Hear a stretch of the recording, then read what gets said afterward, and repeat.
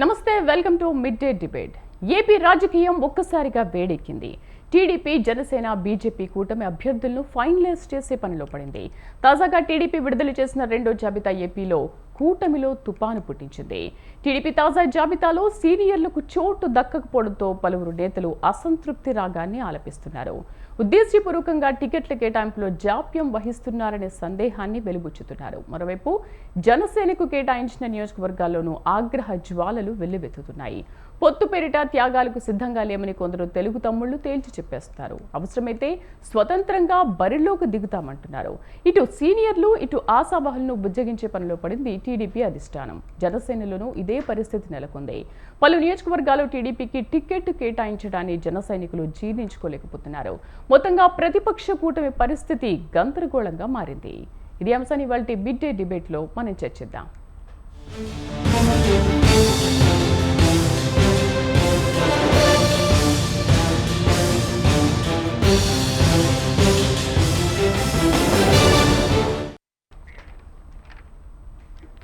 రైట్గా చర్చలో పాల్గొనడానికి మనతో పాటు ప్రస్తుతం అందుబాటులో ఉన్నారు బీజేపీ రాష్ట్ర అధికార ప్రతినిధి రామ్ కుమార్ యార్లగడ్డ గారు. నమస్తే అండి, వెల్కమ్ టు అవర్ షో. నమస్తే రామ్ కుమార్ గారు, కూటమిలో అసలు ఏం జరుగుతుంది? అసంతృప్తులు పెరిగిపోతున్నాయి. అటు సీనియర్లు కూడా అలకబొంతున్నారు. ఆగ్రహ జ్వాలలు, నిరసనలు వెల్లువెత్తుతున్నాయి. ఎక్కడికక్కడ మనం నిన్న నుంచి కూడా చూస్తున్నాము. పవన్ కళ్యాణ్ ప్రకటన తర్వాత జరుగుతున్న పరిణామాలు ఏంటి అన్నీ కూడా మీరు గమనిస్తూనే ఉన్నారు కదా. సో కూటమిలో అసలు ఏం జరుగుతుంది అనుకోవచ్చు?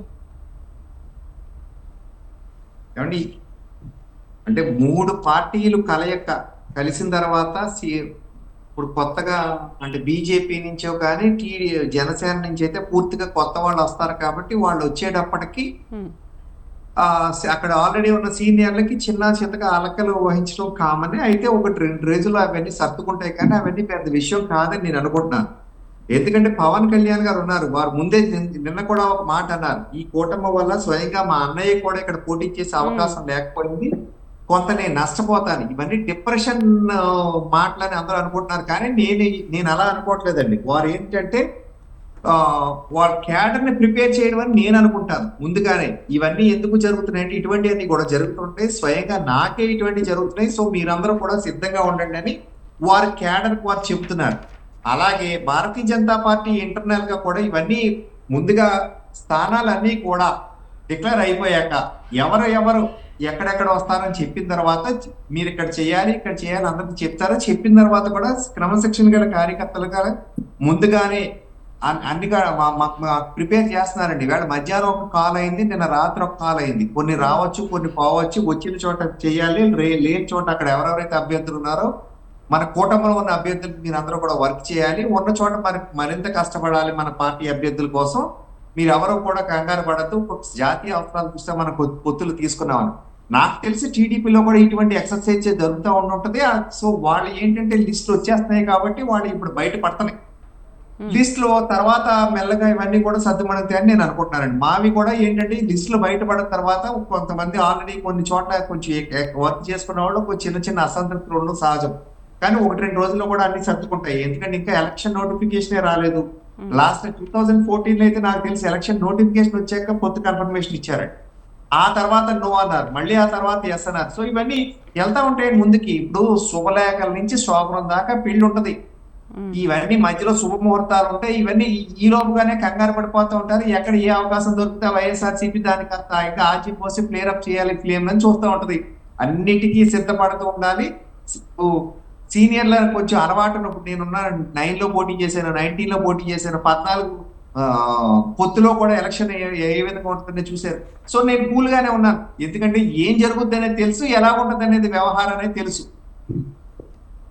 బట్ మీ దాంట్లో పొత్తుల వల్ల 2 వర్గాలు కూడా తయారయ్యాయి అని మాట్లాడుతున్నారు. అంటే సీనియర్స్ వర్సెస్ వలస నేతలు అన్నట్టుగా. అంటే ఎవరైతే అక్కడ నుంచి వలస వచ్చారో వాళ్ళకి ఇస్తున్న ఇంపార్టెన్స్ ఎప్పటి నుంచో పార్టీ జెండా మోస్తున్న సీనియర్స్కి ఎందుకు ఇవ్వట్లేదు?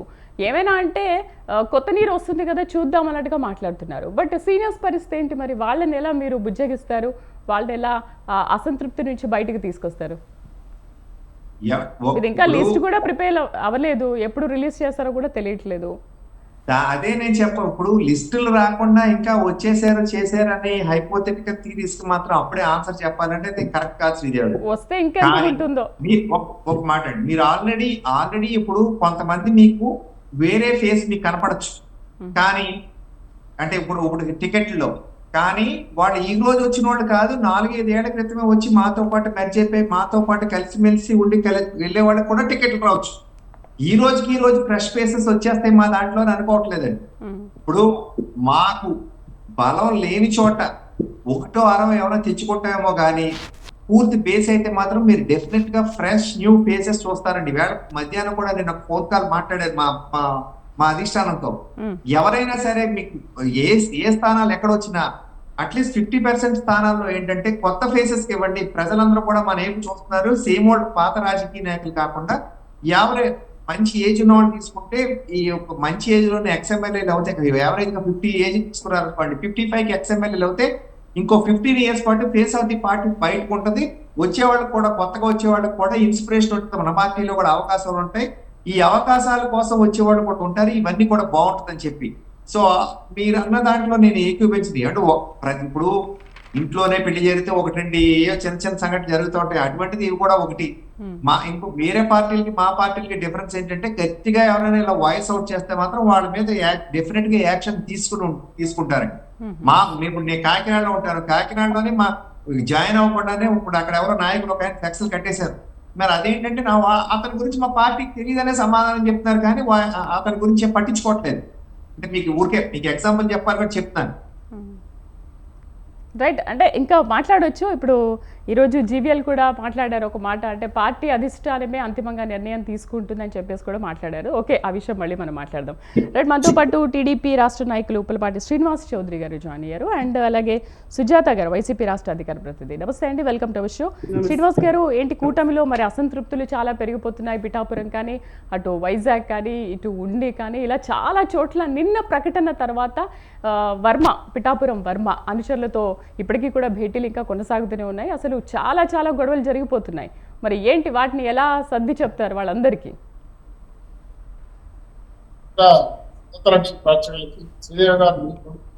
బీజేపీ నేత రామ్ కుమార్ గారు, సుజాత గారు, తెలుగుదేశం పార్టీ, జనసేన అలాగే బీజేపీ మిత్రులు కలయితో రాష్ట్రంలో జోష్ మొదలైంది. పూర్తి స్థాయిలో వీళ్ళు ఖచ్చితంగా గెలుస్తారో తెలిసిన తర్వాత పోటీతత్వం ఎక్కువైంది. ఇతర పార్టీల నుంచి వలస వచ్చేది ఎక్కువైంది. వేరే రాజకీయ నాయకులందరూ కలిసి మేము పోటీ చేస్తామని ఆస్పిరెంట్లకు వచ్చేవాళ్ళు ఎక్కువైంది.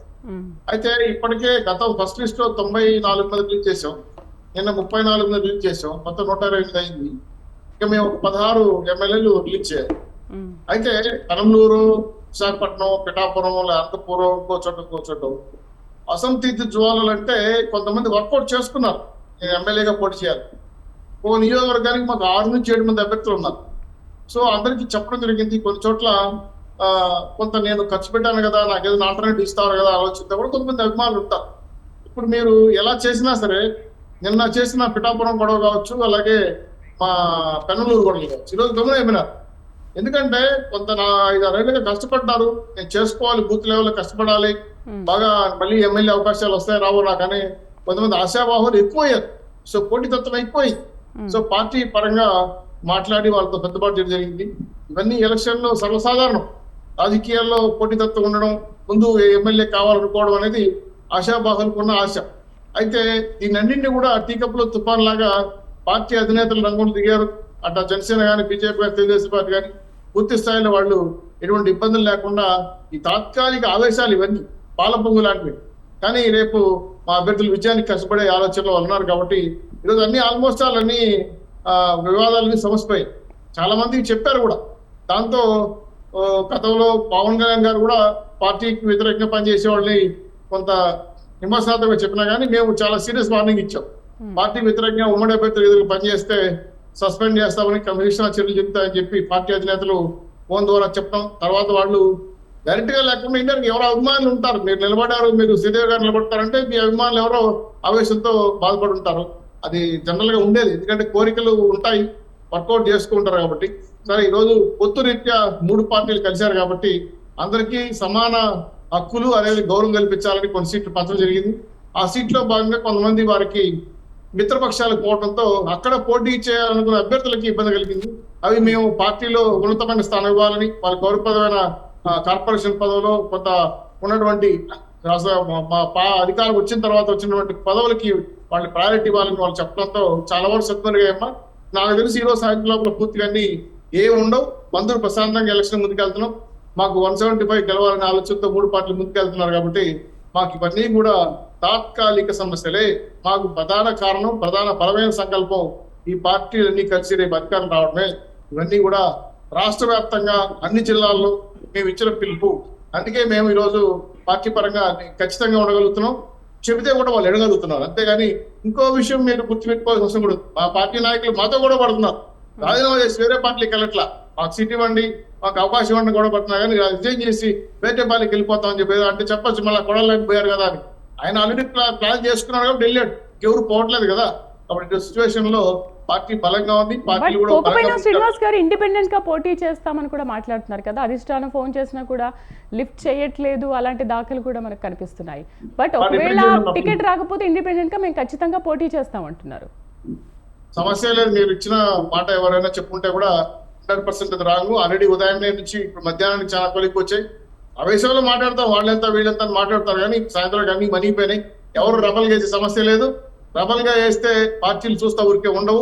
పార్టీ ముఖ్యం, పార్టీ సింబల్ ముఖ్యం, పార్టీ అధినేత నిర్ణయాలు ముఖ్యం. మా పార్టీలు 3 పార్టీలు కలిసి పోటీ చేసే అభ్యర్థి ఎవరైనా సరే ఆ అభ్యర్థికి పూర్తి స్థాయిలో మేము అందరం కలిసి గెలిపించాల్సిన బాధ్యత మా మీద ఉంది. దీనికి వ్యతిరేకంగా ఎవరు పనిచేసినా క్రమశిక్షణ చర్యలు తీసుకుంటాం, సస్పెండ్ చేస్తాం. పార్టీ పరంగా అన్ని రకాల నయాన భయాన అప్పచెప్పడానికి ప్రయత్నం చేస్తాం. కానీ ఒప్పుకోకపోతే మాత్రం తగిన చర్యలు తప్పమ్మా. ఇప్పటి వరకు నాకు తెలిసి అన్ని కాన్స్టిట్యూన్సీలో మీరు చెప్పిన విషయాలన్నింటిలో కూడా సమస్యలు సర్దుమణిగి అయిపోయినాయి. ఏమీ లేవు ఇప్పటి వరకు, ఈ టైం వరకు మాకు తెలిసి ఆ విషయం మేము తీసుకున్నాం. కాబట్టి ఈ వంద మా తిరుపతిలో కూడా సమస్య వచ్చింది నిన్న, అది కూడా క్లియర్ అయిపోయింది. ఎందుకంటే ఆవేశం ఉంటుంది, బాధలు ఉంటాయి, కష్టాలు ఉంటాయి. కాబట్టి పార్టీ నాయకులు దిగి వారు సరైన భరోసా ఇస్తున్నారు. మేము ఖచ్చితంగా ప్రభుత్వ వ్యతిరేక ఓటు చెల్లకుండా ఏ విధంగా కట్టుబడి ఉన్నామో ఆ విధంగానే ముందుకెళ్తున్నాం. కాబట్టి అందరూ కలిసి వస్తున్నారు. తాత్కాలిక ఆవేశాలని పరిగణనలో తీసుకొని కొలబద్దగా మాట్లాడాల్సిన అవసరం లేదని నా భావన. రైట్. జనసేన అధినేత పవన్ కళ్యాణ్ పిఠాపురం నుంచి పోటీ చేస్తాను అన్న ప్రకటన తర్వాత పిఠాపురంలో ఆగ్రహ జ్వాలలు చెలరేగిపోతున్నాయి. సో దీనిపైన సుజాత గారు ఏమంటారు? నమస్తే సుజాత గారు. ఎస్ సుజాత గారు, ఏంటి పవన్ కళ్యాణ్ ప్రకటన తర్వాత పిఠాపురంలో వైసీపీ ఒక స్పెషల్ ఫోకస్ పెట్టినట్టుగా కనిపిస్తోంది. ఏంటి అంటే అక్కడ గెలిపించాల్సిన బాధ్యత కూడా ఎంపీకి అప్పచెప్పారు, అక్కడ ఎవరిని పోటీ చేస్తారు ఏంటనేది కూడా డిసైడ్ చేశారు. సో ఎటువంటి ఫోకస్ పెట్టారు పిఠాపురం పైన? నమస్తే అండి శ్రీదేవి గారు. నమస్తే. అలాగే వేదిక పంచుకుంటున్న పెద్దలందరికీ, అలాగే స్వతంత్ర టీవీ వీక్షకులందరికీ కూడా నమస్కారం. ఈరోజు మీరు లేవనెత్తినటువంటి అంశం ఏదైతే ఉందో, ఇది పొత్తు అనేది ఒక విచిత్రమైన వింత పొత్తులాగానే కనిపిస్తుంది. ఈరోజు ఒకటే భావజాలం కలిగిన వాళ్ళు క్షేత్రస్థాయి దగ్గర నుంచి పై స్థాయి నుంచి క్షేత్రస్థాయి వరకు కూడా అందరు నాయకులు కలిసి పనిచేసే దాన్నే పొత్తు అంటారు. ఒకటే సేమ్ ఐడియాలజీ తోటి, సేమ్ మేనిఫెస్టో తోటి ముందుకు వెళ్ళేది రాబోయేటువంటి 5 సంవత్సరాల కాలంలో దాన్ని పొత్తు అంటారు. ఈ రోజు మరి బీజేపీ జనసేన పార్టీ అలాగే బీజేపీ పార్టీ చాలా బలవంతంగా ఒప్పించినటువంటి పొత్తులాగానే ప్రజలందరూ కూడా ఈ రోజు అర్థం చేసుకుంటున్నారు. ఈ పొత్తు మూలంగా లాభపడేది కేవలం చంద్రబాబు నాయుడు గారు, అది కూడా కేసుల నుంచి బయటపడటానికి. అదే విధంగా జస్ట్ ఈ పోల్ మేనేజ్మెంట్ సమయంలో ఏదైతే మనం చూస్తున్నాం, ఈ సర్వేలు ఇవన్నీ కూడా ఈ పొత్తు పెట్టుకున్న తర్వాత వాటి రిజల్ట్స్ అన్ని మారిపోయినాయి. పొత్తు లేకముందు వైసీపీ పార్టీకి ఎడ్జి ఇచ్చినటువంటి సర్వేలు అన్ని కూడాను ఇప్పుడు పొత్తు పెట్టుకోగానే వెంటనే వాటన్నిటికీ ప్రజలకి మీరు ఈ పొత్తు పెట్టుకోగానే ఏమన్నా ప్రయోజనం చేశారా? ప్రజలకి సామాన్యుడికి ఏమన్నా ఈ పొత్తు మూలంగా ఒరిగింది ఏమన్నా ఉందా ఇక్కడ? కాకపోతే ఏంటంటే ఈ మేనేజ్మెంట్ కోసం ఆయన చంద్రబాబు నాయుడు గారికి ఉన్నదే ఒక్క స్కిల్, ఆయనకి వ్యవస్థల్ని మేనేజ్ చేసి రాజకీయాల పబ్బం గడుపుకోవటం. ఆయన ప్రతిపక్ష నాయకుడిగా ఉన్నప్పుడు ఒక్క ప్రజాస్వామ్య సమస్య మీద, ప్రజల సమస్య మీద ఉద్యమించినటువంటి ప్రతిపక్ష నాయకుడు కోర్టులను మేనేజ్ చేసి అలాగే లోకల్ బాడీ ఎలక్షన్స్ ని ఏ విధంగా ఆడుకున్నాడు అనేటువంటిది మనం చూసాం. అదేవిధంగా ఇప్పుడు జనరల్ ఎలక్షన్స్ వచ్చేపాటికి మళ్ళీ కేంద్ర పార్టీని అడ్డం పెట్టుకొని ఈ రోజు పోల్ మేనేజ్మెంట్ చేసి అదే విధంగా ఫేక్ సర్వేలన్నీ ప్రజలకి ముందు పెట్టి ఈ రోజు ముందుకెళ్లాలని చూస్తున్నటువంటి పరిస్థితి. ఈ రోజు పిఠాపురంలో మీరు అడిగిన ప్రశ్నకి పిఠాపురంలో ముందుగానేమో వేరే వాళ్ళు వర్మ అని చెప్పారు, ఆ తర్వాత ఏమో జనసేన అని చెప్పారు. ఇప్పుడు క్షేత్రస్థాయిలో కార్యకర్తలందరూ ఏ విధంగా కొట్టుకుంటున్నారు అనేటువంటి అంశం మనం అందరం చూస్తున్నాం. ఈ రోజు ప్రజల్లో వాళ్ళు చులకనైపోవటం తప్పితే same ideology, same view for the manifesto for the coming 5 years అనేది అసలు లేకుండా పోయింది అక్కడ 3 పార్టీల మధ్య. అలాగే ఈ రోజు పవన్ కళ్యాణ్ గారు ఆయన పొత్తు కోసం వెళ్ళి మేము చిత్తైపోయామని ఎన్నో సభల మీద ఆయన నిన్న జరిగినటువంటి వాళ్ళ పార్టీ ఆవిష్కరణ సభలో ఆయనే స్వయంగా చెప్తున్నారు ఈ రోజు. సో కార్యకర్తలు పెద్దలే, వాళ్ళు పార్టీకి సంబంధించిన నాయకులే వాళ్ళు మనస్ఫూర్తిగా ఈ పొత్తు మీద ఇంట్రెస్ట్ లేని పరిస్థితి ఈ రోజు. మరి కార్యకర్తలకి ఎప్పటి నుంచో వాళ్ళ సొంత జీవితాలని పడంగా పెట్టి పనిచేసినటువంటి కార్యకర్తలకు ఎలా ఉంటుందండి ఇంట్రెస్ట్? సో పోల్ మేనేజ్మెంట్ అనేది ఖచ్చితంగా పై స్థాయి లీడర్స్ దగ్గర నుంచి బూత్ స్థాయి లీడర్స్ వరకు కలిసి కట్టుగా పనిచేస్తేనే అది పోల్ మేనేజ్మెంట్ అవుతుంది. ఈ రోజు కనీసం టికెట్ల దగ్గరే వీళ్ళు తలా ఒక దారి పెట్టుకొని రోజు కొట్టుకుంటున్నటువంటి పరిస్థితి మనం చూస్తున్నాం. నాదెండ్ల మనోహర్ గారి కాన్స్టిట్యున్సీ ఏదైతే ఉందో ఆలపాటి రాజా గారు కానీ ఇంకా వేళ్ల మీద లెక్క పెడితే కనీసం 10-15 నియోజకవర్గాలు ఈ రోజు వీళ్ళు రోడ్డెక్కి కొట్టుకుంటున్నటువంటి పరిస్థితి.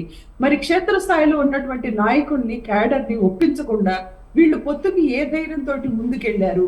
ఇలాంటి పొత్తుల వల్ల ప్రజలకి వీళ్ళు ఏం చెప్తున్నారు? కేవలం అధికారమే పరమావధి, మాకు ప్రజలకి ఇవ్వవలసినటువంటి ప్రజాస్వామ్యంలో, డెమోక్రసీలో ప్రజలు ముందుండాలి, వాళ్ళకి చేయవలసినటువంటి హామీలు ముందుండాలి, వాళ్ళకి చేసిన మంచి ముందుండాలి. అది లేకుండా ఈరోజు పూర్తిగా అధికారమే పరమావధిగా ఈ 3 పార్టీలు కూడా రోడ్లెక్కి కొట్టుకోవడం చూస్తుంటే ప్రజాస్వామ్యాన్ని ఈ రోజు అపహాస్యం చేసినట్లు ఉంటుంది.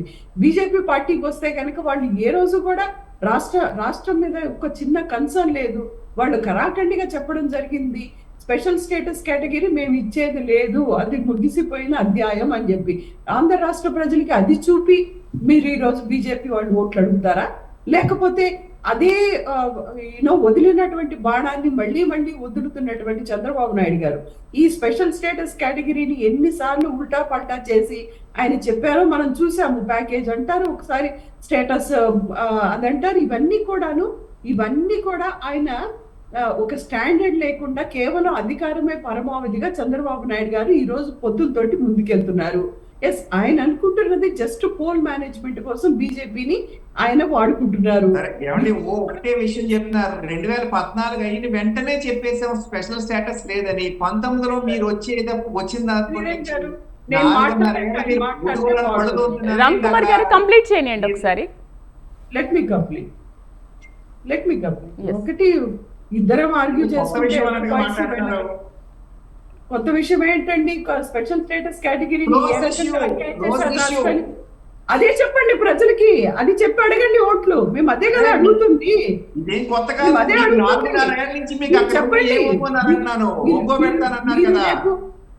మీరు అదే చూపించి ఓట్లు అడగండి. స్పెషల్ స్టేటస్ ముగిసిన అధ్యాయం.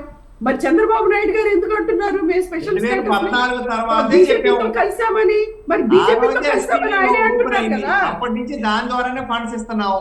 4.5 ఏళ్లలో మీకు తెలియలేదా ఈ విషయం? ఇప్పుడే రామ్ కుమార్ గారు ఇప్పుడే మరి చంద్రబాబు నాయుడు జాయిన్ అయ్యారేమో మీరు పార్టీలో. అయితే మీ కొత్త విషయం ఇప్పుడు చెప్పారేమో మీ చెవిలో పార్టీలో వాళ్ళు. 4.5 ఏళ్ల నుంచి మీకు చెప్పలేదేమో విషయం. రామ్ కుమార్ గారు కంప్లీట్ చేయండి సుజాత గారిని. ఓకే. సో మరి మీరేం చేశారండి? ఈ రోజు చంద్రబాబు నాయుడు గారి చెవిలో మళ్ళీ మీరు చెప్పారా? మేము అదే అడుగుతున్నాం. ఈ రోజు చంద్రబాబు నాయుడు లేదు, మీరు చూసారా ఏంటి? చెప్తున్నారు బలవంతంగా ఒప్పించారని. మీరు చూసారా? మీరు ఒప్పించారా బలవంతంగా ఒప్పుకోవడం అనేది? అది మా ఎజెండాలో లేదు స్పెషల్ స్టేటస్ అనేది. రామ్ గారు మళ్ళీ మాట్లాడదాం. మేము అదే అనేది, మీరు మళ్ళీ క్లారిటీ ఇద్దరు గారు. 3 పార్టీలు 3 దారులుగా ఉన్నాయి. ఈ Chandrababu Naidu special status category దానికోసమే పొద్దంటారు. బీజేపీ పార్టీ అది ముగిసిన అధ్యాయం.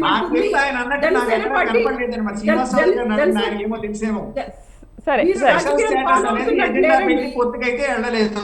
మీరు అసలు రాష్ట్ర రాజకీయాలు follow శ్రేయస్సు కోసం అవుతున్నట్టు వెళ్ళారు. లేరు.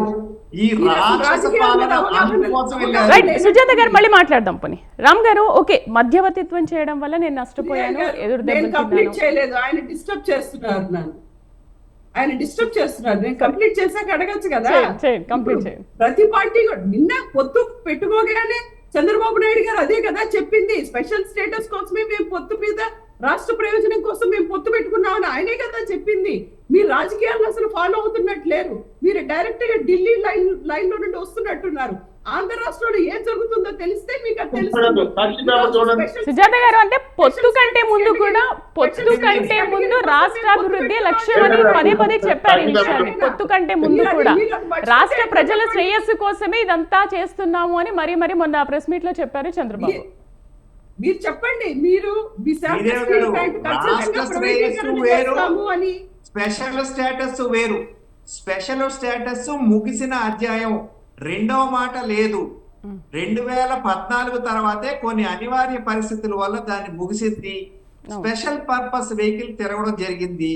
ఈ రాష్ట్రానికి కావాల్సిన నిధులు ఏవైతే ఉన్నాయో, ఏవైతే అభివృద్ధి అంశాలు ఉన్నాయో అవన్నీ కూడా స్పెషల్ పర్పస్ వెహికల్ అనే ఛానల్ ద్వారానే మీకు ఇక్కడ పంపుతున్నామని చెప్పారు.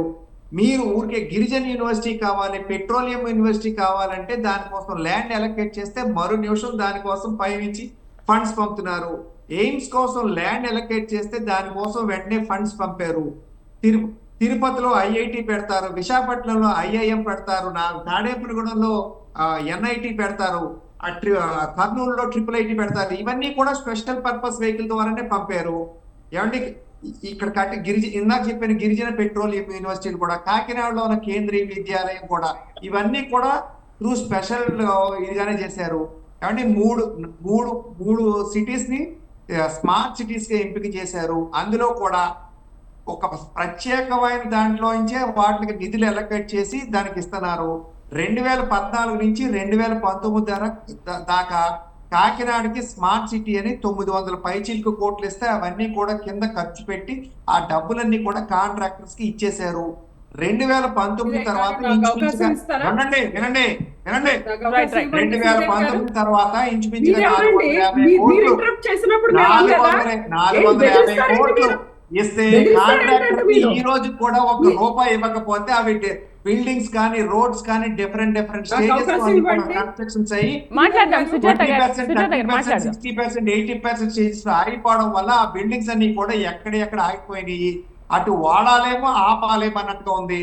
మీకు ఇచ్చిన డబ్బులంతా కూడా నొక్కుడని సగం బొక్కేస్తున్నారు.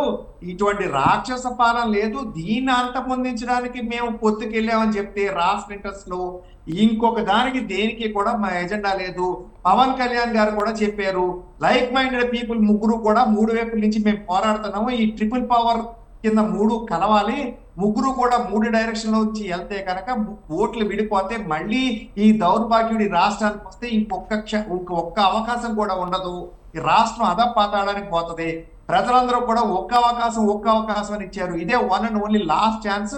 ఇంకా దరిద్రుడికి ఇంకొకసారి పట్టం కట్టడం వీలు కాదనే అంశంతో మేము కొన్ని త్యాగాలు చేసి ఒక్కొక్క స్థాయిలో త్యాగాలు చేసి మా అవసరాలని పక్కన పెట్టి రాష్ట్ర స్థాయి అవసరాలే మా నెత్తి మీద పెట్టుకుని ఇప్పుడు ముందుకెళ్తున్నాం. మీకు లేక 4 గోళ్ల మధ్యన కూర్చోవడం మాకు అలవాట్లేదు. నిరంతరం ప్రజల్లో ఉంటాం. ప్రజా అవసరాలు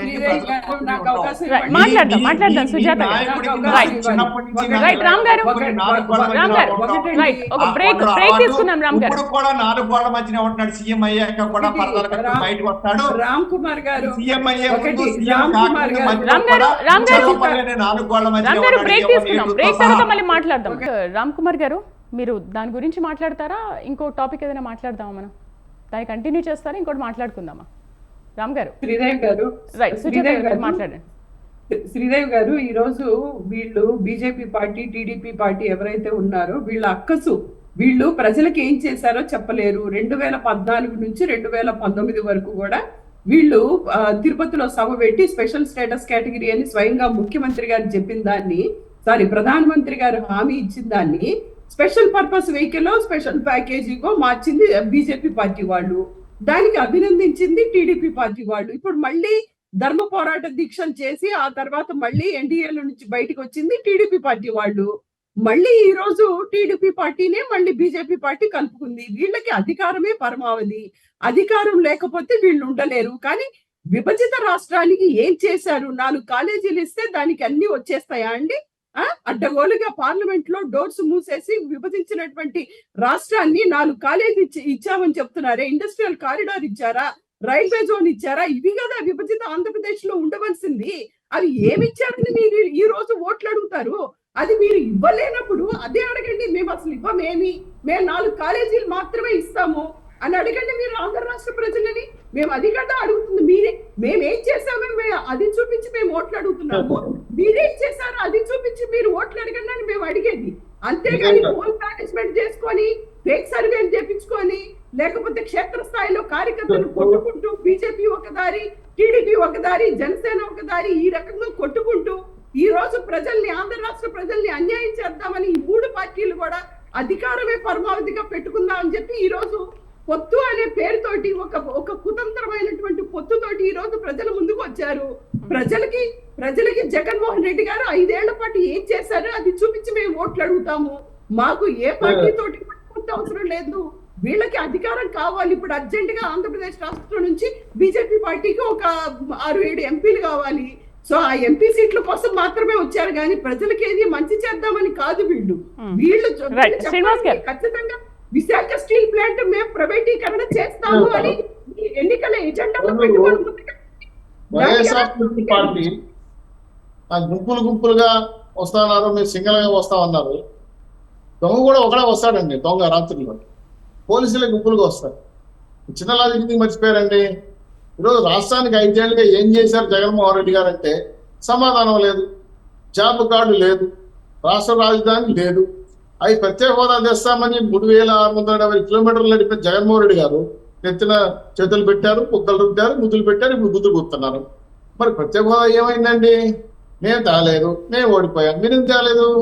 2 ఈరోజు సన్నబియ్యం ఏమైందండి? 45 ఏళ్ళకే పింఛన్లు ఇస్తామని అవ్వాతాతలకి ఎస్సీ ఎస్సీ బీసీ మైనార్టీకి ఎందుకు ఇవ్వలేదండి? 11,50,000 కోట్లు అప్పులు తీసుకొచ్చి ఏం చేశారండి? 3 రాజధానులు కట్టారా? 3 బాత్రూమ్లు కట్టారా? కనీసం ఈరోజు రైతులు ఆత్మహత్యలు చేసుకుంటా ఉంటే ఆ ఇరిగేషన్ ప్లాంట్లు పూర్తి చేశారండి.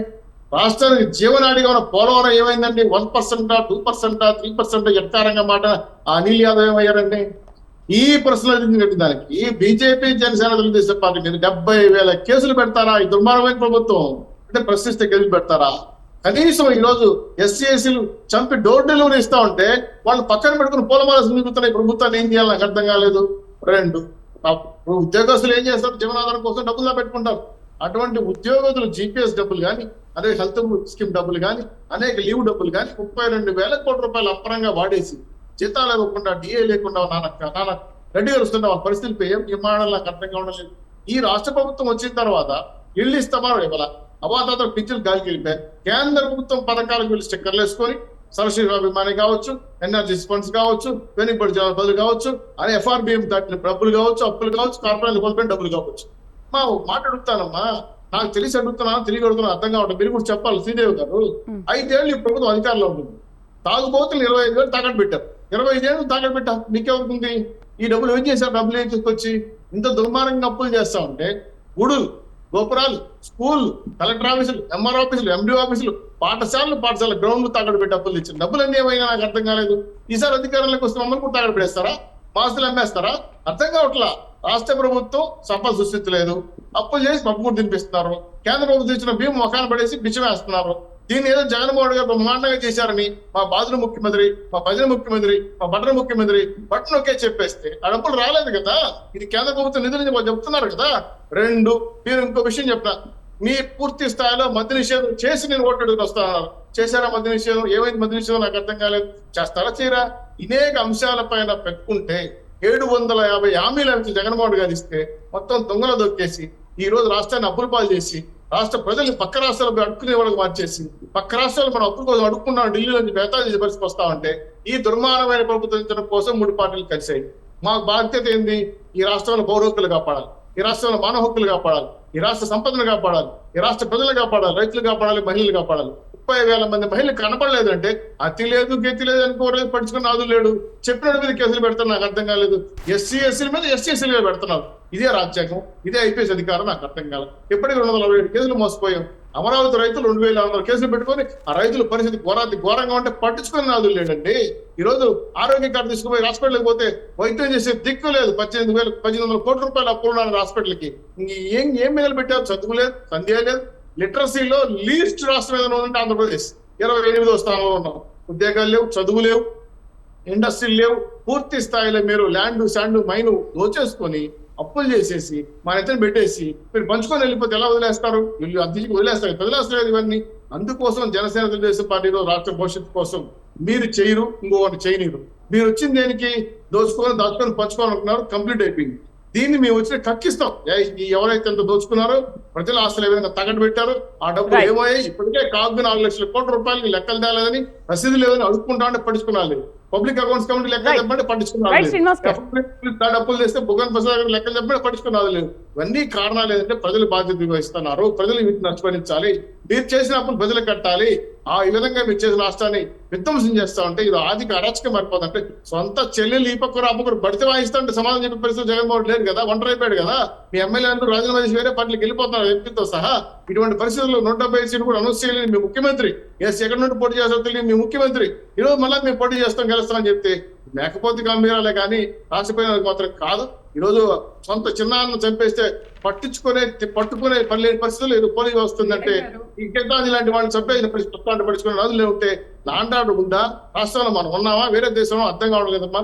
ఖచ్చితంగా ఈ ప్రభుత్వానికి ఖచ్చితంగా మేము ఓడించడానికి 100% మేము 3 పార్టీలు కలిసాం. ఓడతాది కూడా శంకరగిరి మాన్యాల వైఎస్ఆర్సీ పార్టీకి ఖచ్చితంగా చెప్పగలం. తెలిసేది Janasena Telugu Desam party BJP party కాపాడదారు, జాగ్రత్తగా ఉండండి. ఇంకైనా ఆస్తులు కాపాడదానికి దూరంగా ఉండని చెప్తున్నాం. రైట్ శ్రీనివాస్ గారు, అంటే ఇప్పుడు నేను రామ్ గారిని అడిగే క్వశ్చన్ మీకు కూడా వర్తిస్తుంది. ఈ మాట ఏంటంటే మధ్యవర్తిత్వం చేయడం వల్లే నష్టపోయాను, ఎదురు దెబ్బలు తిన్నాను అని అంటున్నారు. అండ్ బీజేపీ కూడా దీనివల్ల, ఈ కూటమి వల్ల అంత సాటిస్ఫాక్షన్ లేదు అంటున్నారు. సో అసలు కూటమి వల్ల ఎవరు లబ్ధి పొందారు, ఎవరికి మేలు జరుగుతుంది? ఎందుకంటే శ్రీనివాస్ గారు ఇంతకుముందు అన్నారు, లేదు అసలు ఎన్ని గొడవలు జరిగినా సాయంత్రం లోపు అన్ని సద్దు మణుగుతాయి అని అంటున్నారు. ఒకవైపు ఏమో అనుచరులతో భేటీలు జరుగుతున్నాయి, మరి వైసీపీకి వెళ్తారేమో తెలీదు. వైసీపీ వాళ్ళు కూడా ఇతన్ని పిఠాపురం నుంచి ఇక్కడ నిలబెడితే గెలవచ్చు అనే సంకేతాలు కూడా ఇస్తున్నారు. వాళ్ళ ప్రయత్నాల్లో వాళ్ళు ఉన్నారు. మీరేమంటారు రామ్ గారు? నిజంగా కూటమి వల్ల అసలు లబ్ధి పొందేది ఎవరు, ఎవరికి మేలు జరుగుతుంది? నిజంగా అంత సాటిస్ఫాక్షన్ గా ఉన్నారు అటు టీడీపీలో కానీ ఇటు బీజేపీలో కానీ? ఇప్పుడు నేనే ఆన్సర్ చేయాలి. రామ్ గారు మీరు చెప్పండి ముందు. బీజేపీ కూడా సాటిస్ఫాక్షన్ గా లేదు కదా. మేము లబ్ధి అనేది రాష్ట్రానికి చేకూరాలనేది ఈ పొత్తు. బాటమ్ లైన్ అన్నిటికన్నా తలకాయ లాంటిది ఎజెండా ఏంటంటే రాష్ట్ర ప్రజల అవసరాల కోసం, ఈ రాష్ట్ర అభివృద్ధి కోసం ఈ పొత్తుకెళ్ళారు తప్పితే ఒకళ్ళిద్దరు ఇండివిజువల్ గా కొంత నష్టపోతారన్న మాట కూడా వాస్తవమే. కానీ దానికన్నా పెద్ద ప్రయోజనాల కోసం దీనికి వెళ్ళారు. మా భారతీయ జనతా పార్టీలో కూడా పైన చెప్తున్నారు, జాతీయ అవసరాల దృష్ట్యా ఈ పొత్తు అవసరం కాబట్టి పై స్థాయిలో ఈ పొత్తుని ఖరారు చేశారు. కాబట్టి దాని అనుగుణంగా కార్యకర్తలు, నాయకులు నడుచుకోవాల్సిన అవసరం ఉందని చాలా క్లియర్ కట్ గా చెప్పారు. ఇప్పుడు మీరు అన్నారు ఒకళ్ళిద్దరు నాయకులు భారతీయ జనతా పార్టీలో అటు ఇటు చేస్తామంటే వాళ్ళ దారిని వాళ్ళు చూసుకోమంటారు తప్పితే వాళ్ళ వెనకాలైతే పార్టీ ఏమీ చెయ్యదు. వాళ్ళకి ఏ విధంగా అయితే యాక్షన్ తీసుకోవాలో వాళ్ళ మీద తీసుకుంటారు. ఇంకొకటి ఎగ్జాంపుల్ అనేది నిన్న సాయంత్రం ఎక్కడో కనపడింది తప్పితే ఆ తర్వాత మళ్ళీ కొత్త ఎగ్జాంపుల్స్ అయితే ఈ రోజు ఎక్కితే లేవు. ఈ జనసేన గురించి మీ జనసేన అధినేత పవన్ కళ్యాణ్ గారు ఇందాకేదో అన్నారని అంటున్నారు కదా. ఇందాకే నేను చెప్పాను, అవి కేడర్ని ఇన్స్పైర్ చేసే కామెంట్స్, అవి డిప్రెషన్ తో చెప్పేవి కాదు. ఆయన ఏమంటున్నారు, నేను కూడా మా అన్నయ్యని నిలబెట్టలేకపోయాను, మా అన్నయ్య కన్నా ఇంకెవరైనా ఉంటారా, కాబట్టి మీలో కూడా కొంతమందికి అవకాశాలు అందరికీ ఇవ్వలేకపోయాను, ఇచ్చినంత వరకు పుచ్చుకున్న స్థానాల్లో అక్కడక్కడ నిలబెట్టుకుంటున్నాం, ముందుగా అవి గెలవాలి, గెలిచి ప్రజాక్షేత్రంలో వెళ్ళాలని చెప్తున్నారండి. ఇందాక చెప్పిన భారతీయ జనతా పార్టీలో కొత్త ఫ్రేజెస్ వస్తాయి యువకులకు అని అన్నాను. ఇప్పుడు ఎలా ఉంటుందంటే అండి, ఒక పార్టీ కోసం మనం పని చేస్తా ఉంటుంటే మా పార్టీ ఏదో ఇప్పుడు వైసీపీ లాగా దోచుకుని లేదా అక్కడ గనులు దోచేయాలి, ఇక్కడ ఇవి దోపేయాలని అవకాశం అటువంటి అవసరాలు మాకు ఉండవు. కలెక్టర్ కోసం అవినీతి ప్రజా జరిగింది. అవసరాల కోసం వాడతాం. ఆయుష్మాన్ వాడు భారత్ పాస్ అనేది సుజాత గారు కంప్లీట్ చేయండి. సుజాత గారు మళ్ళీ వచ్చేసి మధ్యలో పక్కోడు సుజాత మా గారు ఊరు 1 కూడా minute. తగ్గించేసి మీరు కనుక ఎక్కడున్నా శ్రీదేవి గారు అర్థం చెప్పండి. కావట్లేదు. ఆయుష్మాన్ ఇవన్నీ భారత్ కింద లోనే లెవెల్లో లేని వేల disputes కోట్ల create రూపాయల చేస్తూ అవినీతి ఉంటారు జరిగింది వైసీపీ వాళ్ళు. BJP party. పక్కోళ్ళు ఆయుష్మాన్ ఈ భారత్ భూమి కొంత ఎవరు ప్రజల తక్కువ ఉన్నట్టు ఆరోగ్యం వాళ్ళు సుజాత గారు, తగ్గించేసుకుంటూ ఉంటారు. అవినీతి అటువంటి లేదు, అవసరాల అవినీతి కోసం ఎంఆర్ఓ ఆఫీస్కి వెళ్తాం. అవినీతి వెళ్ళినప్పుడు అసలు లేదు, ఏంటంటే అవినీతి చేశారు. వాయిస్ ఆఫ్ ది పీపుల్ ప్రజల అంటే ఆరోగ్యం మీద మీరు నేను వెళ్తే శ్రీదేవి గారు ఖచ్చితంగా మీరు ఒక టీవీ నుంచి అంటే వాయిస్ ఆఫ్ ది పీపుల్ కాబట్టి మీరు కూడా ప్రజాక్షేత్రంలో ప్రజల కోసం ఉన్నారు కాబట్టి నేను పలానా టీవీ నుంచి వచ్చానంటే ఖచ్చితంగా కలెక్టర్ అపాయింట్మెంట్ ఇస్తారు మీకు. మాకు కూడా పలానా పార్టీ నుంచి వచ్చారంటే మాకు ఒక అపాయింట్మెంట్ ఇస్తారు. కానీ పీపుల్స్ రిప్రజెంటేటివ్ గా మీకు వచ్చిన దానికి ఉన్న వాల్యూ బేసు వేరే విధంగా ఉంటుంది. ఆ వారు ఫోన్ చేయడం కానీ కలెక్టర్ దగ్గరికి వెళ్ళినప్పుడు పలానా పని ఉందండి దీని వల్ల మీరు కొంచెం చేయాలంటే దానికోసమే ఉన్నది. ఇప్పుడు ఎంపీ ఎమ్మెల్యేలు ఈ ప్రజా వ్యవస్థ అంతా కూడా ఖచ్చితంగా దానికి వేరే ఆ వాల్యూ కానీ దానికి కొన్ని బేస్ గా ఉంటుంది. అప్పుడు ఆ అవసరాలు తీర్చడానికి కోసం ఇప్పుడు ఒక్కొక్క పార్లమెంట్ లో అటువంటి రిప్రజెంటేటివ్స్ మా పార్టీకి ఉన్నారనుకోండి, మా పార్టీలో నాయకులందరినీ ఐడెంటిఫై చేయగలిగిన వ్యక్తి కాబట్టి ఈ అవసరం అనేది కూడా ప్రతి పార్లమెంట్ లో మాకు ఒక స్థానం లేదా జనసేనకు ఒక స్థానం ఉంటే కనుక ఎవరికాలకి ఇండివిజువల్ గా కూడా ఎదగడానికి కూడా బాగుంటది అనేది కూడా ఒక ఫార్మాట్ అండి. మాకు ఇప్పుడు మా మిత్రపక్షం అన్నారు ఇక్కడ ఎంపీ మాకు టీడీపీ రావచ్చు లేదా జనసేన రావచ్చు. వాళ్ళలో ఏమన్నా ఢిల్లీలో మాకు ఏమన్నా ఒక పలానా వ్యక్తికి ఏదో చిన్న పని పడిందండి అంటే వాళ్ళు ఏమన్నా అక్కడి నుంచి మాట్లాడచ్చు. ఏమన్నా ప్రధానమంత్రి ఒక స్మార్ట్ సిటీలో బిల్స్ ఆగిపోయినాయి అంటే ఇక్కడ ఉన్న ట్రైన్స్ కోసం ఉందంటే ఇక్కడ నుంచి పైకి వెళ్ళి చెప్పొచ్చు పలానా ట్రైన్ హాల్ట్ పిఠాపురంలో కావాలి లేకపోతే సామర్లకోట కావాలి. ఇటువంటి రిప్రజెంటేషన్ ఇవ్వడానికి కూడా మా పార్టీకి వాళ్ళ పార్టీకి పైకి తీసుకెళ్ళడానికి వ్యక్తి ఉంటారు. విడివిడిగా పోతే ఈ అవకాశాలు ఉంటాయి. ఎందుకంటే వీళ్ళు ఉన్నారు వైఎస్ఆర్సీపీ నాయకులు వీళ్ళ చెవిలో ఏం పోసినా శంఖంలో ఏదో చెవిలో ఏదో పోసినట్టు తప్పితే ఏం ఉండదండి వీళ్ళకంటే ఈ అవసరాలు ఏమి ఉండవు. 4.5 ఏళ్ల పాటు ఒక మా ఎమ్మెల్యేని కానీ మా పక్కన ఎమ్మెల్యే కానీ ఇప్పటికి అపాయింట్మెంట్ ఇవ్వలేదు శ్రీదేవి గారు. This is fact. కావాలంటే ఈయన కాదండి మీరు ఏ ఎమ్మెల్యేనా ఎంపీనైనా ఫోన్లో రాగలుగుతాడేమో ఫోన్ చేసి అడగండి. రైట్, నిజమే ఆ విషయం అయితే నిజమే. ఎందుకంటే సుజాత గారు అసలు మీ మినిస్టర్స్ కి కూడా అపాయింట్మెంట్ ఇవ్వట్లేదు సీఎం అన్న విమర్శలు చాలా మటుకు చాలా మంది దగ్గర నుంచి వినిపిస్తున్నా వింటూనే సుజాత గారు మాట్లాడండి. ఒకటండి ఈరోజు మేము అడిగేది ఒకటి, మీరు ఏం చేశారు కేంద్ర ప్రభుత్వం రాష్ట్రానికి ఏం చేసింది అని మేము అడుగుతున్నాం.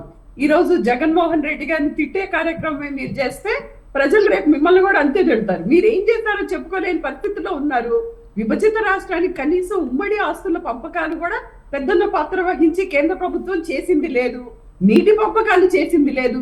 ఎన్నోసార్లు జగన్మోహన్ రెడ్డి గారు దీని మీద రిప్రజెంటేషన్ ఇవ్వడం జరిగింది. ఇప్పటికి కూడా అవి పెండింగ్ లోనే ఉన్నాయి. మరి మీరు ఏం చేశారని ఈ రోజు రాష్ట్రానికి అడుగుతారు? 4 కాలేజీలు ఇచ్చామని అడుగుతారా? 4 రోడ్లు ఇచ్చామని ఓట్లు అడుగుతారా? అవి అన్ని రాష్ట్రాలకి చేశారు కదా. ఆంధ్రప్రదేశ్ రాష్ట్రానికి విభజిత రాష్ట్రానికి ఏం చేశారు?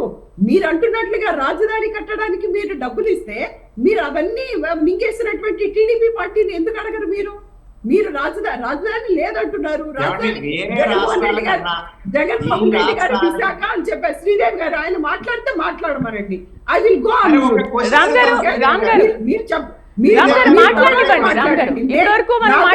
ఇచ్చినప్పుడు ఆయనే మాట్లాడతాడు, ఆయన అవకాశం ఇచ్చినప్పుడు ఆయనే మాట్లాడతాడు. రామ్ గారు అవకాశం ఇద్దాం, మాట్లాడివ్వండి. ఓకే, ఒకటండి ఏ కమ్యూనిటీ రాసుకోండి తర్వాత మేము ఆన్సర్ చెప్తాం. We will answer for you. ఒకటేంటంటే బీజేపీ పార్టీ ఎంత అవినీతి చేసిందో మీ ఆయుష్మాన్ భారత్ తెలుసండి. ఆరోగ్య ప్రజల ఆరోగ్యాన్ని కాపాడుకోవడానికి ఉన్నటువంటి ఆయుష్మాన్ భారత్, అందుకే ఆంధ్రప్రదేశ్ లో అది లేదు.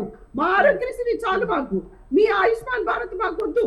1000 కోట్ల బకాయిలు ఉన్నాయి ఆరోగ్యశ్రీకి తెలుసా? మీరు మీరు చెప్పే ప్రతి లైన్ ఇష్యూ ఉంది, మీకు అర్థం కావట్లేదు, తెలియకుండా అనవసరంగా మాట్లాడేస్తున్నారు. ఆయుష్మాన్ భారత్ లో ఎంత అవినీతి జరిగిందని 1000 కోట్లు నిన్న కూడా హాస్పిటల్స్ అన్ని చెప్పారు. ఏంటి మేము ఇంతకు మించి వైద్యము చెయ్యమని చెప్పారు. మీకు అది తెలుసో తెలియదో? తెలుసా విషయం మీకు తెలీదా? శ్రీదేవి గారు నేను ఆన్సర్ చెప్తాను. 1000 కోట్ల బకాయిలు ఉన్నాయని తెలుసా చెప్పండి. రైట్ సుజాత గారు, అంటే బకాయిలు పడ్డాయని చెప్తున్నారు. సో దీనికి మీ ఆన్సర్ ఏంటి? శ్రీదేవి గారు ఆవిడ అన్నదానికి 2 క్వశ్చన్స్ శ్రీదేవి గారు. 1000 కోట్ల బకాయిలు ఉన్నాయని వారికి తెలుసా? 1000 కోట్ల బకాయిల వల్ల మేము సామాన్యులకు సేవలు అందించడం ఆపేస్తున్నామని నేను హాస్పిటల్ సర్టిఫికేట్ ఆ విషయం తెలుసా? అది అడగండి పోనీ. ఇప్పుడు విభజన హామీలు అన్నారు. ఇందాక రైల్వే జోన్ గురించి మాట్లాడేశారు. రైల్వే జోన్ కి ఈవిడ వల్ల ఏమైనా అవుద్దేమో. ల్యాండ్ ఇవ్వనండి, నోటిఫికేషన్ కాదు, ల్యాండ్ రైల్వే డిపార్ట్మెంట్ కి బదలాయింపు చేయమనండి. రేపు తెల్లారేటప్పటికి నేను రైల్వే మినిస్టర్ తీసుకొచ్చి కొబ్బరికాయ కొట్టించుకుంటాను. 2 మాట్లాడమనండి ఆవిడ్ని. నెక్స్ట్, ఈ స్టేట్ కి ఎక్స్ట్రా ఏం చేశారంటున్నారు కదా, ఏ రాష్ట్రానికి ఇవ్వనంత 23 లక్షల ప్రధానమంత్రి ఆవాస్ యోజన ఇల్లు ఇచ్చారు. మీరు కట్టింది ఎంత? 2019 తర్వాత 2019 దాకా అంతకు ముందు ఉన్న ప్రభుత్వం కట్టి డిస్బర్స్ చేయలేదు మీరు. 3 సార్లు చెప్పండి, 3 ఆన్సర్ చెప్పండి శ్రీదేవి గారు. ఒప్పేసుకుంటాను ఆవిడ కరెక్ట్ అని. ఒకటండి, వీళ్ళు కేంద్ర ప్రభుత్వం ప్రవేశపెట్టినటువంటి ఆయుష్మాన్ భారత్ లో ఎన్ని వేల కోట్లు అవినీతి చేశారు. ఒకటి ఆయన మాట్లాడితే ఆయన అడిగిందని చెప్పండి సుజాత గారు. ఆయన అడిగారు మీరు చెప్పనిస్తే కదా. సరే చెప్పండి సుజాత గారు, చెప్పండి. What are you talking? అంటే మీకే నాలెడ్జ్ ఉంది అనుకుంటారా? వేరే వాళ్ళకి లేదనుకుంటున్నారా? I am not saying that I am the only person. What are you talking? I am the only knowledgeable person. సరే సుజాత గారు కంప్లీట్ చేయండి. టైం లేదు. My question so that people watching the debate can get answers from సరే సుజాత గారు okay Ram గారు మీరు ఇంకా మాట్లాడకండి. సుజాత గారు కంప్లీట్ చేసేయండి, టైం లేదు. మళ్ళీ మనం శ్రీనివాస్ గారితో మాట్లాడాలి. సరే కంప్లీట్ చేయండి. He keep on interrupting other people. ఒకటి, ఆయన పార్టీకి ఏమన్నా చేశాడంటే అది పెట్టుకొని మేము ఓట్లు అడగమంటున్నాం. మళ్ళీ ఆ తప్పు ధైర్యం లేదు. విభజిత రాష్ట్రానికి మీరు పెట్టించింది మీరు 4 కాలేజీల, మీరు రైల్వే జోన్ కింద మీరు చెప్తున్నటువంటి వంకలు చాకులు ఏంటంటే మీరు ఇవ్వబడుతుందని. మీరు ల్యాండ్ లేదు 4 సంవత్సరాల తర్వాత. ఇప్పటికీ ఆంధ్రప్రదేశ్ రాష్ట్రం విడిపోయి దాదాపు 10 ఏళ్ళు అవుతుంది. 10 ఏళ్ల నుంచి మీకు ల్యాండ్ లేకుండా ఉందా? మీకు మీరు ఏంటంటే చెయ్యబడుతుందని మీరు వంకలు చెప్తున్నట్టు ప్రజలకు అర్థమైంది. 10 ఏళ్ళు అయిందండి మీరు బీజేపీ లేదా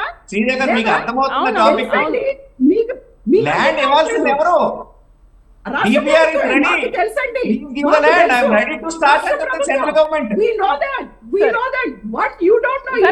సరే సుజాత గారు మొత్తం కంప్లీట్ చేశాక మనం ఆలోచిద్దాం. రామ్ గారు అసలు ఏం మాట్లాడతారు చూద్దాం. చేశాను అది చేపించి ఓట్లు అడగండి అంటున్నాం. మీకు అది లేదు కాబట్టి మీరు ఈ రోజు వంకలు వెతుక్కుంటున్నారు. మీకు బీజేపీ పార్టీకి కావాల్సింది ఏంటంటే మతాల మధ్య చిచ్చు పెట్టి ఓట్లు తీసుకోవడం తప్పితే ప్రజలకి ఏం చేశామనేది మీకు మాకు క్రిస్టియన్ ముఖ్యమంత్రి ఇష్టం లేదు, రైట్ గా చెప్తున్నారు. చెప్తున్నాను మాకందరూ అవసరం, మీకు అవసరం లేదేమో. క్రిస్టియన్ ముఖ్యమంత్రి పక్షపాతంగా వ్యవహరిస్తున్నాడు, హిందూ డైరెక్ట్ మీకు అవే కావాలి, మాకు అందరూ అవసరమే. మాకు మీరు అడిగిన తర్వాత డెవలప్మెంట్ గురించి మాట్లాడారు మేడం. మీరు అడిగిన తర్వాత తెలిగిన తర్వాత నేను దాని గురించి బయటపడుతున్నా. నేను ఎక్కడ అడగలేదు. మేము చెప్తుంది ఏంటంటే క్రిస్టియన్ వాటికి ఇమాములకి కట్టబడతారు. రామ్ గారు టైం లేదు. ఇంకా కాదు మేడం, మరి టాపిక్ ఒక దాని నుంచి ఇంకొక దానికి వెళ్ళిపోతే ఎలా అండి శ్రీదేవి గారు? కరెక్ట్ మీరు అడిగిన దానికి తను ఆన్సర్ చేయాలనుకుంటున్నారు కదా, కంప్లీట్ చేయండి సుజాత గారు. అది లేదు కదా మీకు. అది లేకుండా మీరు పొత్తుల్ని పట్టుకొని ఈ రోజు ప్రజలు ఓటేయాలంటే ఎట్లా వేస్తారు? మీరు ఏం చేశారో చెప్పండి. మీరు ఏం చేయనప్పుడు మీరు చెప్పండి. అదే మేము ఏం చెయ్యము, ఇవ్వము రాష్ట్రానికి. మేము విశాఖ స్టీల్ ప్లాంట్ ని ప్రైవేటైజ్ చేస్తాము, ఇండస్ట్రియల్ కారిడార్ ఇవ్వాలని హామీ ఇచ్చాము. కడప స్టీల్ ప్లాంట్ ఓపెన్ చేస్తాము అని 3 సార్లు కొబ్బరికాయలు కొడతాము, 3 రాళ్ళు వేస్తాము. కానీ అక్కడ రాళ్ళ నుంచి రామ్ గారు సుజాత గారు మీరు ఇంకా మాట్లాడడం మన శ్రీనివాస్ గారి దగ్గరికి వెళ్దాం. చాలా ఇంకా మీరు మనం మాట్లాడుకునేలా లేదు. మీరు కొత్త టాపిక్స్ ఓపెన్ చేసుకుంటూ లేదు రామ్ గారు సుజాత గారు ఓకే తెలియట్లేదు. మీరు ఊకతప్పుడు ఉపన్యాసాలు ఏదో యూత్ వస్తారంట, పెద్దవాళ్ళు వెళ్ళిపోతారు. ఊకతప్పుడు ఉపన్యాసం ప్రజలకి ఏం చేస్తారో పాయింట్ చెప్పండి. పాయింట్ లేకుండా ఊకతప్పుడు ఉపన్యాసాలు ఎవరికి కావాలండి? ఎవరికి కావాలి చెప్పండి. మీరు ఏం చేశారో చెప్పండి. సుజాత గారు, అసలు మీరిద్దరూ మాట్లాడే దాంట్లో మన టాపిక్స్ ఈ రోజు దాంట్లో లేనే లేదు. అసలు కూటమిలో ఏం జరుగుతుంది అనే విషయం గురించే మనం మాట్లాడుతున్నాము. అండ్ మీ దగ్గర కూడా ఉన్నాయి, మీ పార్టీలో కూడా ఉన్నాయి, చాలా మంది జంపింగ్ జపాంగ్ లో ఉన్నారు. అయినా మీరు అసలు ఆ విషయం గురించి మాట్లాడలేదు. నేను స్టార్టింగ్ పిఠాపురం గురించి మాట్లాడాను, మీరు జస్ట్ 1 లైన్ ఆన్సర్ చేశారు దానికి. మిగతా అంతా వేరే వేరే విషయాలు మాట్లాడుతున్నారు. సో డిబేట్ మనం ఒకటి పెట్టుకున్నప్పుడు దాని గురించే మాట్లాడాలి కదా సుజాత గారు. పిఠాపురం గురించి ముద్రగడ గారు ఈ రోజు వైసీపీ పార్టీలో చేరడం జరిగింది. ఈ రోజు జనసేన నాయకులు పాప ఆయన కార్యకర్తల మీటింగుల్లో పొత్తు పెట్టుకొని నేను చిత్తైపోయాను, మా అన్నయ్యకి సీట్ ఇవ్వలేకపోయాను అని వాపోతున్నారు. కానీ నాదెండ్ల భాస్కర్ గారికి మాత్రం ఇచ్చుకున్నారు.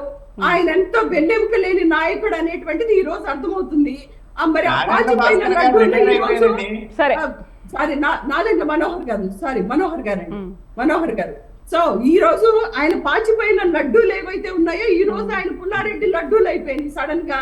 ఎందుకంటే పొత్తు అనేది కావాలి ఆయనకి, ఆయన నిలబడలేనటువంటి పరిస్థితి. బీజేపీ పార్టీ ఈ రోజు 2024 ఎన్నికల తర్వాత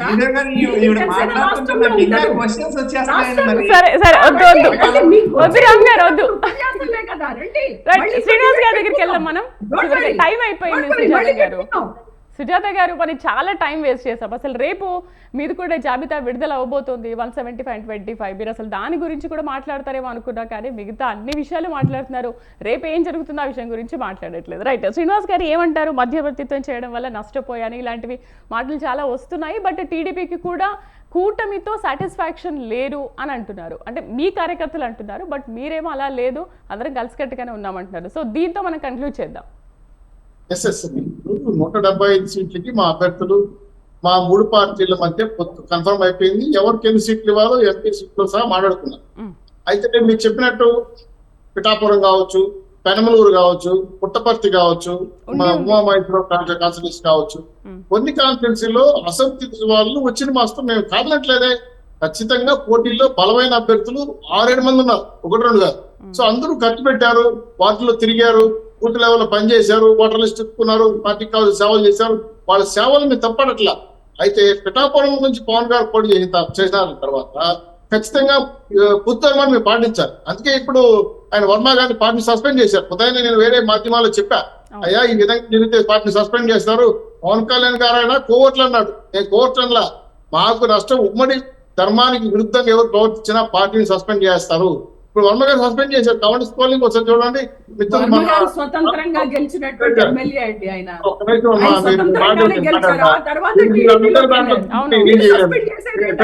మీరు సబ్జెక్ట్ మాట్లాడేటప్పుడు దూరుతుంటారు, అర్థం చేసుకోండి. మీ ఎక్కడ చెప్పండి.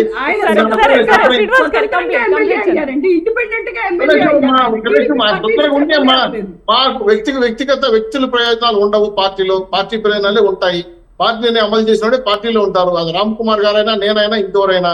మా పార్టీ క్రమశిక్షణ పార్టీ కాబట్టి చెప్పారు, అయ్యా రమ్మ గారు మీకు వేరే తగిన స్థానం గుర్తింపిస్తాము, మీకు తగిన మంచి కార్పొరేషన్ పదవి కానీ వేరే ఎమ్మెల్సీ ఇస్తామని చెప్పడం జరిగింది. కానీ వర్మ గారు ఎంత కాకుండా ఆయన అభిమానులు ఒక్క నిమిషం ప్రకారం అయితే వైఎస్ఆర్ జనాలు పెట్టారు.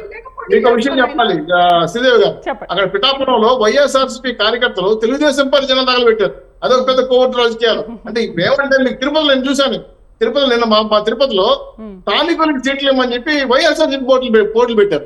మేము మా పార్టీ నాయకులు, మా పార్టీ కార్యకర్తలు మేము ఎవరికైనా ఇచ్చుకుంటాం, మా ఇష్టం అది కదా. మే ఊరు సీట్లు ఇవ్వాలో వాళ్ళు డిసైడ్ చేస్తారు. ఇప్పుడు మా తిరుపతిలో ఒక ఆయన కొత్త జనసేన అభ్యర్థికి ఇచ్చావు, అక్కడ స్థానికులకు ఇవ్వాలంట. పోటీలు పెట్టినంత వైఎస్ఆర్సీపీ కార్యకర్తలు మాకు ప్రభుత్వ సహా మాకుంది. కాబట్టి కూటమి ధర్మానికి భంగం కల్పించే విధంగా కుట్రలు చేస్తున్నారు. అది ఎవరు వాళ్ళ మైండ్ మ్యాప్ పడదలుచుకోలేదు. 175 సీట్లు గెలవడం కోసం 100% మా వ్యూహాత్మకంగా ముందుకు వెళ్తున్నాం. మాకు సోషల్ ఇంజనీరింగ్ కానీ, బూత్ ఇంజనీరింగ్ కానీ, ఎలక్షన్ కానీ దాని మీద కాన్సన్ట్రేట్ చేస్తున్నామ్మా. మాకు రాష్ట్రంలో ఈ సీట్లు ఉమ్మడిగా గెలవడం ముఖ్యము. 2 బీజేపీ అభ్యర్థులు కావచ్చు, జనసేన అభ్యర్థులు కావచ్చు, ఎవరు నిలబడినా ఉమ్మడిగా పనిచేయాలి. అలా పనిచేసినప్పుడే పార్టీ క్రమశిక్షణకు దగ్గరగా ఉంటుంది. అలా కానప్పుడు ఈ కూటమి ధర్మాన్ని ఎవరు విస్మరించినా, దానికి నష్టం కలిగించినా మేము తెలుగుదేశం పార్టీ చెబితే ప్రసక్తి లేదు. అందులో భాగంగానే వర్మ గారిని సస్పెండ్ చేయడం. వర్మ గారిని ఇండిపెండెంట్ గెలిపించవచ్చు, వ్యక్తిగతంగా గొప్ప ఉండొచ్చు, లావు ఉండొచ్చు, బలం ఉండొచ్చు. కానీ పార్టీలో వ్యక్తులు కాదు, పార్టీలే ముఖ్యము, పార్టీ సింబలే ముఖ్యము. పార్టీకి అతీతంగా ఎవరు ప్రవర్తించినా ఎంత పెద్దవాడైనా ఖచ్చితంగా ఒకప్పుడు బీజేపీ నాయకులు చిన్న మిస్టేక్ చేస్తే పెద్ద నాయకులు సస్పెండ్ చేశారు. మా తెలుగుదేశం పార్టీ కూడా ఒకసారి సస్పెండ్ చేయడం జరిగింది. కాబట్టి ఇవన్నీ కొత్త కాదు రాజకీయాల్లో. దయచేసి నేను Right. చెప్పేది రాష్ట్ర ప్రయోజనాల దృష్ట్యా కలిసిన ఈ మూడు పార్టీలు ఖచ్చితంగా రాష్ట్ర అభివృద్ధి కోసం పనిచేస్తాయి. ఈ రోజు మీకు చెప్పాం కదా 17 తన జగన్మోహన్ మన చిలకలూరుపేట దగ్గర సమావేశం జరగబోతోంది. మోడీ గారు వస్తున్నారు. దాదాపు 1,00,000 కోట్ల పైకి రాష్ట్ర నిధులు ఇచ్చారంట. ఆ నిధులు అడిగే పరిస్థితి పడతా ఉంది. జగన్మోహన్ రెడ్డి విమర్శలు కూడా చేయబోతారు. దానికి సమాధానం చెప్పడం రెడ్డి గారు కానీ ఈ రోజు మేము కలిసి ఉన్నాము, మాకు ముందుగా పోతున్నాం అంటే మా మీద విమర్శలు చేయడం చేశారు, కేసులు పెట్టారు, అరెస్ట్ చేశారు, జైల్లో పెట్టారు, దొంగ కేసులు పెట్టారు, తప్పుడు కేసులు పెట్టారు, అన్ని ఎదుర్కొన్నాం కదా. ఇంకా మీ కథ అయిపోయింది, కౌంట్ డౌన్ స్టార్ట్ అయింది. నెక్స్ట్ మీరు లండనా, జైలా, బెయిలా లేదా వేరే దేశమా నాకు అర్థం కాలేదు. కాబట్టి వైఎస్ఆర్ ఇప్పుడు చాలా మంది వలసకు గురి అవుతున్నారు.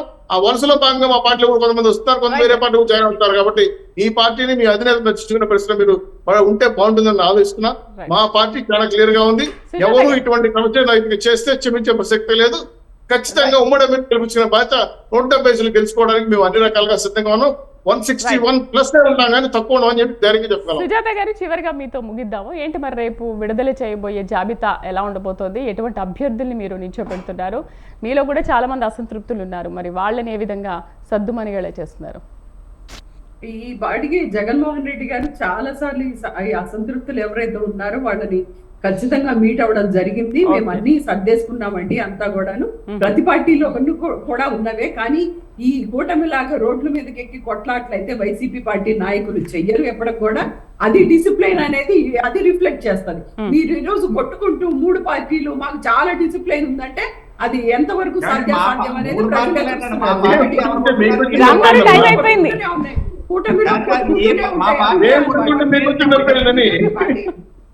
వైసీపీ పార్టీకి ఎవరు అవసరం లేదండి, ఎవరు అవసరం లేదు.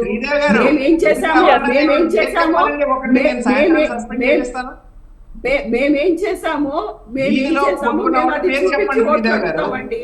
జగన్మోహన్ రెడ్డి గారు అదే అన్నారు, ప్రతి ఇంటికి మంచి జరిగితేనే ఆ ఇంట్లో ఉన్న వాళ్ళు ఓట్లేయండి, మంచి జరగకపోతే ఇయ్యన్నారు.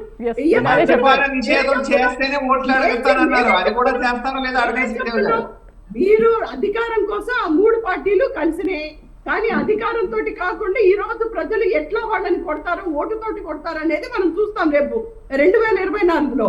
ఎన్నికల తర్వాత టీడీపీ జనసేన రాష్ట్రంలో ఉండదు. బీజేపీ పార్టీ అంటారా, అది నోటా కొంటే తక్కువ ఓట్లు ఉన్నాయి కాబట్టి ఉన్నా లేకున్నా ఒకటే ఆ బీజేపీ పార్టీ. అది కనిపిస్తుంది కాదు. మే నుంచి మీ నాయకుడిని కలవాలంటే జైలుకి వెళ్ళాలి.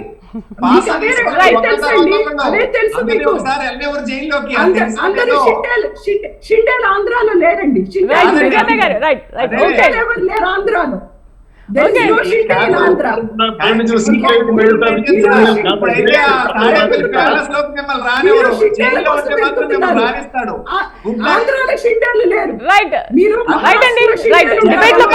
సుజాత గారికి, అలాగే శ్రీనివాస్ గారికి, అలాగే రామ్ గారికి థ్యాంక్ యూ అండి. Thank you very much. చాలా చక్కని సందేశాలను అందించారు.